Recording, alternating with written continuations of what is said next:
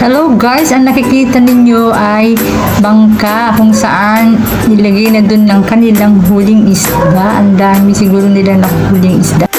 Hello guys, nandito ako sa Sabang, Camarines Norte kung saan ang beach dito ay napakalinaw at banayad. Ayan kung makikita nyo guys, mayroon pong mga naghihila ng net doon. Yung mga nilagay nilang net sa dagat ay ayan po, naitaas na po nila, nakuha na po nila.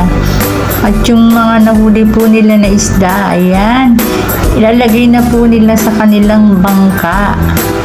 Ayan, ang dami palang nagtutulong-tulong para makuha lang nila ang lambat na inihagis nila guys. Ayan po, napakadami nila. Hindi pala ganun kadali maghila ng lambat. Ayan. Ayan na po, nandiyan na po. Ang dami na pong tumitingin at bumibili sa mga nakuli nilang isda. Ay, masarap yan. Fresh na fresh. Ang moral lesson po na nakuha ko dito guys, hindi pala ganun kadali maghuli ng isda. Kala natin nakasakay lang sila sa bangka and then pagdating marami ng isda. Hindi pala ganun kadali guys, kaya palagan po natin ang lahat ng isda na binibili natin sa palengke dahil pinaglaanan po yan ng pagod at buhay ng ating mga fishermen. Kaya po bigyan natin ng halaga ito.